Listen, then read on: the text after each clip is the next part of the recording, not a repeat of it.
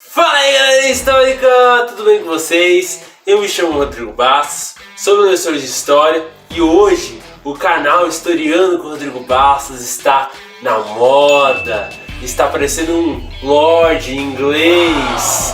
Brincadeiras à parte, gente, mas o assunto do vídeo de hoje tem tudo a ver com moda.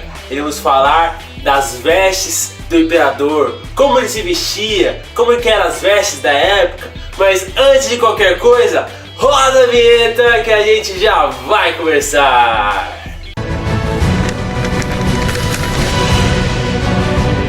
Nesta terra, em se plantando, tudo dá. Independência ou morte.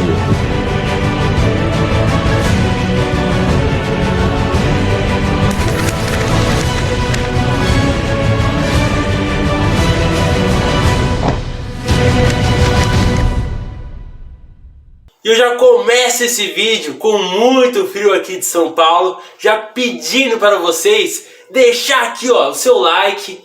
Se é a primeira vez de você aqui no canal, se inscreve para participar da nossa família histórica. Eu já peço encarecidamente para cada um de vocês não pular os anúncios, gente. Ajuda o canal a crescer. Ajuda esse historiador futuramente ganhar um dinheirinho aqui. Obviamente que eu não faço esses vídeos apenas por dinheiro, faço com muito carinho para vocês divulgar esse conhecimento para a frente. Bom, recado dado, vamos para o vídeo? A ideia desse vídeo surgiu devido à estreia da novela dia 9 de agosto, Nos Tempos do Imperador. Eu vendo a cenografia da novela, eu percebi a forma que o Dom Pedro II se vestia. E de que forma eles irão abordar isso na novela. E eu quis passar um pouquinho para vocês, os trajes imperiais, como ele se vestia, como ele gostava de se vestir. E se vocês gostarem do vídeo atual que eu estou fazendo aqui, eu posso até abrir o assunto para a moda da época no Brasil, das mulheres, dos homens, como que eles pensavam nas vestes. Mas isso depende do interesse de vocês, então deixa aqui nos comentários abaixo para eu saber que vocês gostaram desse tipo de vídeo. Bom, gente, vamos começar que o Dom Pedro II, ele era uma pessoa que desde pequeno ele estudava também moda. Não estudava apenas as matérias tradicionais que nós conhecemos, línguas, matemática, português. Ele também tinha aulas de moda, de como se portar, aulas de etiqueta. Então ele sabia muito bem das vestes adequadas para sair, para conviver socialmente.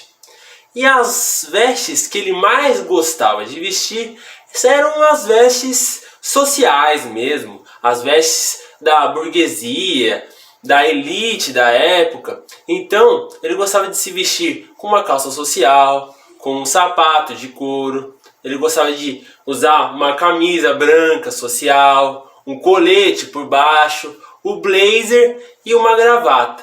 Ele adorava esse tipo de veste porque ele adorava também ser visto pelas pessoas como uma pessoa normal, não como um imperador. Ele gostava de ser visto como um cidadão, o cidadão Pedro Alcântara. Isso é o que ele mais amava em se vestir dessa forma, que as pessoas não iam saber que ele era o imperador. Então era muito comum você pegar um bonde na época e ver o imperador no bondinho, lá sentado lendo um jornal com a cartola. Cartola também, gente, era muito comum na época, uma bengala. Isso era um símbolo de status também, um símbolo de que a pessoa sabia se vestir.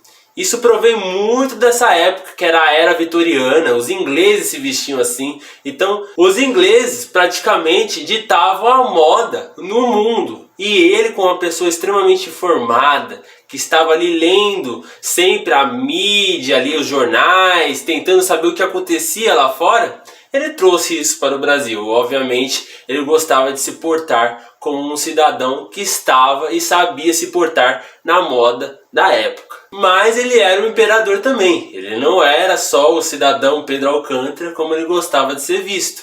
Ele era o estadista do Brasil. Então, ele obviamente tinha trajes para se portar como imperador. Então ele tinha diversos trajes de gala. Ele usava trajes de pequena gala. Ele usava trajes de grande gala e os trajes de gala dele eram baseados no traje da Marinha brasileira. Uma curiosidade é que o pai dele, Dom Pedro I, usava trajes da cavalaria do Brasil, do exército brasileiro. E ele já gostava mais dos trajes da Marinha brasileira. Então, era assim, militarizado, só que em lugares diferentes. Um era nos mares e o outro era em terra.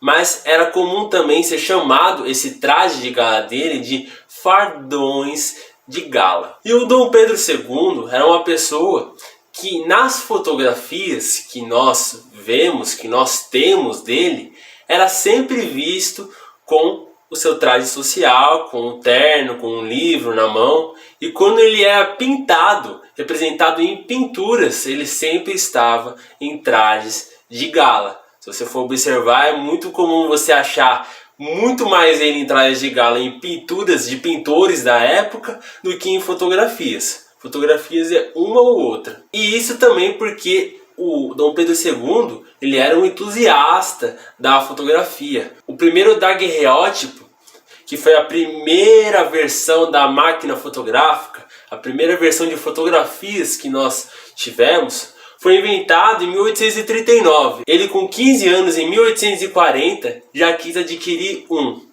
O acervo de fotografias do Dom Pedro II era de mais de 25 mil fotografias. O homem gostava de tirar foto, gente. E antes de ser banido para o exílio, ele doou para a Biblioteca Nacional todas essas fotografias. Então é possível vocês observarem lá na Biblioteca Nacional essas fotografias. Algumas delas foram doadas para o Museu Imperial e outros museus aí espalhados pelo Brasil.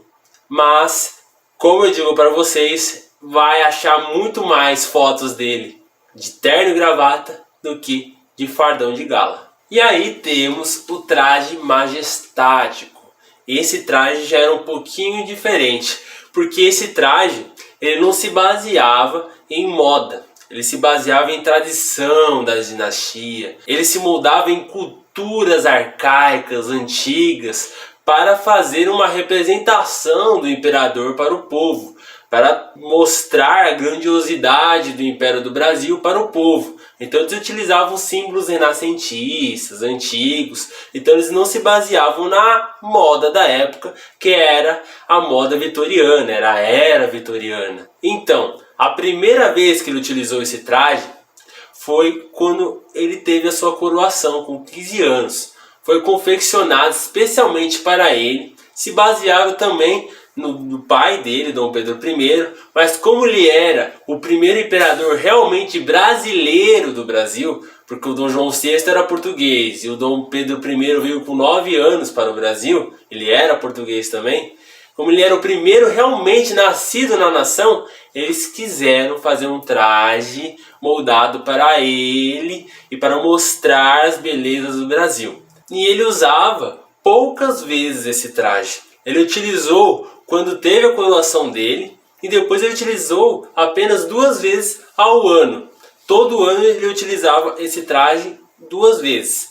Em maio, que era quando ele abria os trabalhos na Assembleia lá no Senado, onde tinha um trono dele, era conhecido como a fala do trono. O imperador ele abria os trabalhos ali políticos, falando quais eram as pretensões políticas de crescimento do Brasil para aquele ano.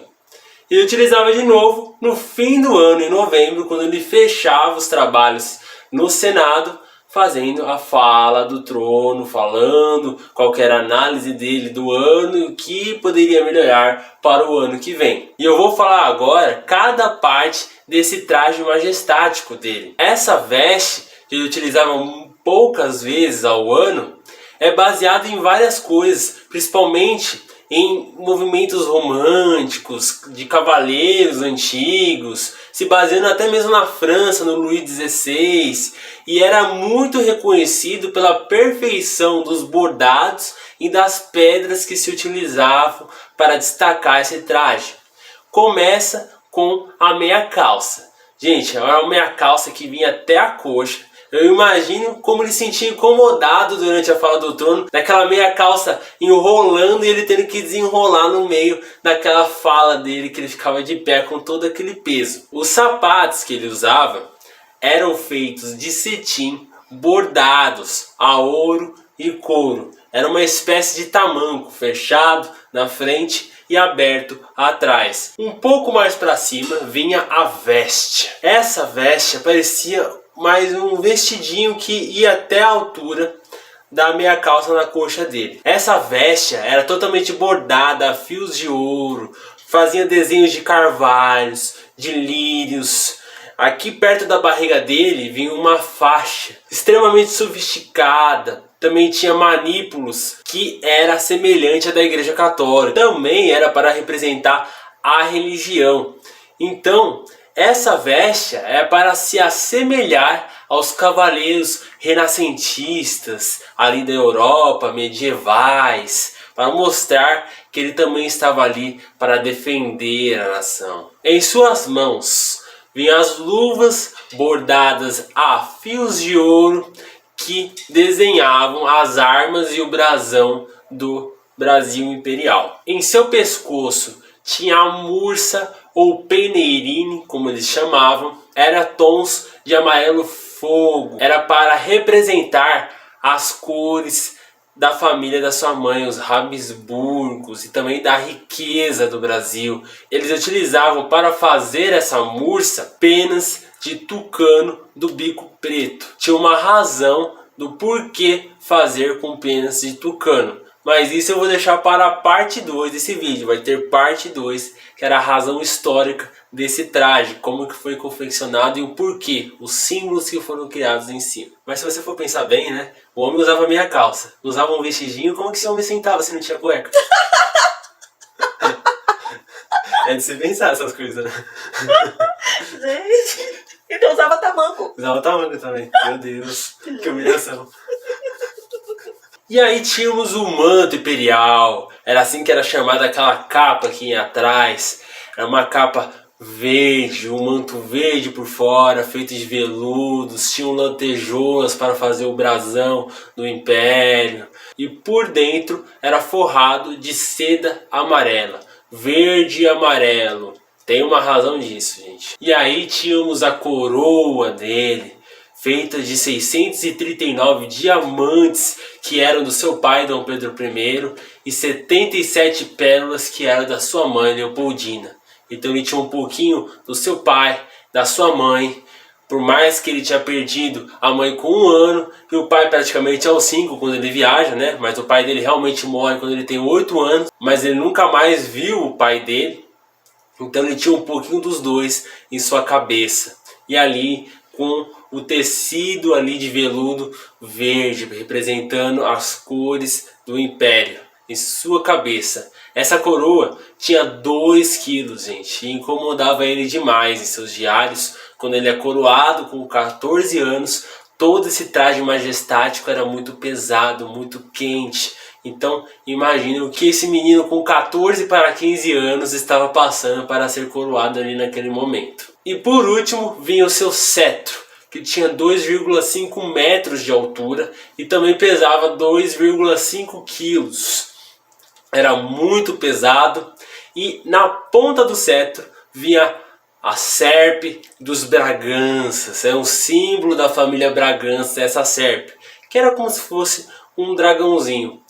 É o símbolo da família do pai dele, que eram os Bragança. E assim, gente, vocês percebem que ele contava uma história. Em cada parte do traje majestático dele era uma história, seja do Brasil, seja de lá fora. É uma história vívida, até dos seus pais. Então é incrível você analisar parte por parte cada símbolo, porque vamos pensar, o Brasil, quando foi declarado independente em 1821 por Dom Pedro I, ele tinha acabado de sair da história de Portugal. Ele não era mais Reino Unido de Portugal, Brasil, Algarves, e nem era mais uma colônia de Portugal. Ele era um país que acabou de ser criado. Não tinha nada, não tinha história, não tinha absolutamente nada, exército. Então, o Dom Pedro I, a Leopoldina, o José Bonifácio e o Jean Baptiste Debré, sim, aquele homem que eu sempre falo no vídeo, pintor, iconográfico, se vocês conhecem um pouco do império, da escravidão, foi por causa dele. Eles desenharam os símbolos, criaram do zero esses símbolos.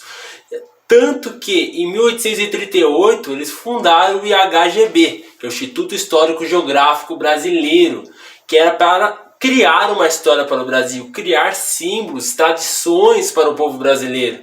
Então assim, foi fundado do zero. Mas isso eu vou deixar para o próximo vídeo, para explicar cada história. Porque o traje do Dom Pedro II foi baseado no traje do Dom Pedro I. E tem uma história por trás, a história das simbologias dos trajes. E como que o imperador deveria se portar e se vestir. Tem tudo isso, mas isso, gente, vou deixar para despertar a curiosidade, para que vocês me peçam bastante aqui nos comentários para eu fazer o próximo vídeo, a parte 2 das vestes do imperador. Estamos nesse momento conversando nos tempos do imperador. Então, galerinha, um grande abraço, fiquem em paz e se superem sempre. Estamos juntos.